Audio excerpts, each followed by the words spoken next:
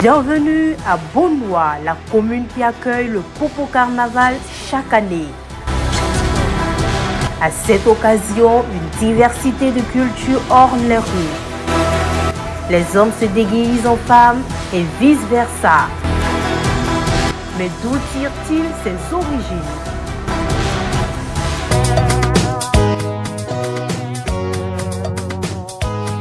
Il est 13h et Kra Aubin, planteur dans le département de Grand Bassam à Beaunois, n'ira pas au champ aujourd'hui. Pour cause, Popo Carnaval célèbre sa 43e édition. Une opportunité pour l'homme âgé de 73 ans de rappeler à ses enfants la signification et le rôle important de cette activité dans la tradition du peuple abouré. Le Popo, c'est une danse traditionnelle d'avant. Nous, on fait ça ensemble. On fait une association, un habit complet. Pantalon, et puis chemise. On ne voit pas notre main. Les Popo Carnaval, on veut dire maintenant pour tout le monde. Le mot Popo, il est en langue. Oui. Est-ce que ça a un sens? C'est Popo, Ouais. Popo, mais il y a un peu Popo, c'est bégué. En plus, il y a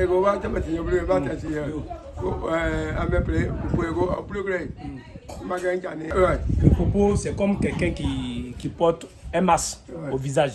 Il cache son visage, c'est ça qu'on appelle le Popo, en pays abouré. Selon lui, ce festival est inspiré du carnaval du Brésil, appelé par les Brésiliens le plus grand spectacle du monde. L'origine même tient du Brésil. Et le maire, en son temps, c'était M. Charles Colambani, est allé en visite au Brésil. Et c'est là qu'il a vu cet événement qu'il a plu. Et il est revenu en Côte d'Ivoire. Il a dit, mais pourquoi ne pas faire à Boaké? Et c'est là qu'ils ont ambiancé et ils ont osé les pas pouvoir faire la première édition à Boaké. Voilà. Maintenant, nous, notre maire, en son temps, feu M. Amétier Jean-Baptiste, qui était là, étant à Boaké, il a vu que vraiment c'était un événement qui était intéressant. Pourquoi ne pas essayer à Beaunois?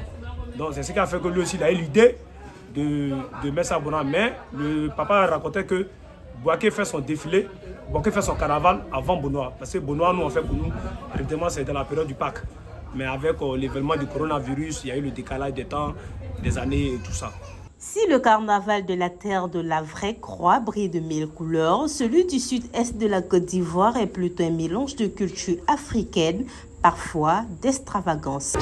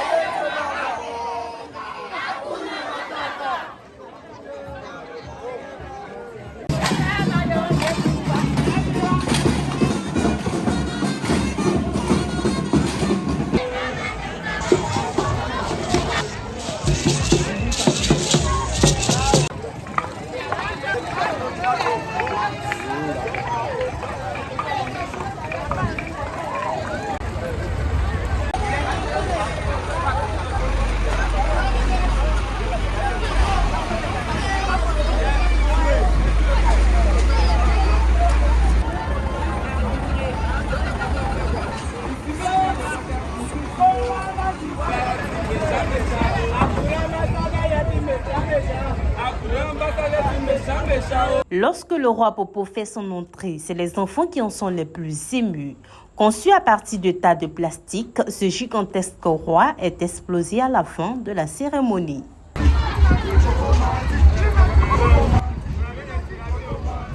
Il y a le masque Popo et il y a le masque Popo femme.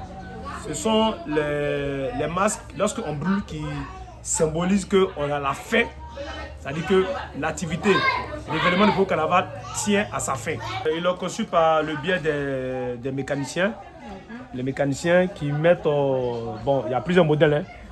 qui mettent des combustibles dedans comme des projectiles de bombe.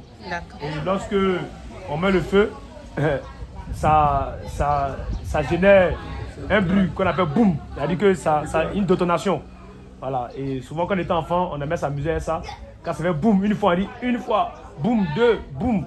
Donc c'est l'effort consenti des mécaniciens qui mettent en place ce masque. Un masque, il est vraiment vilain.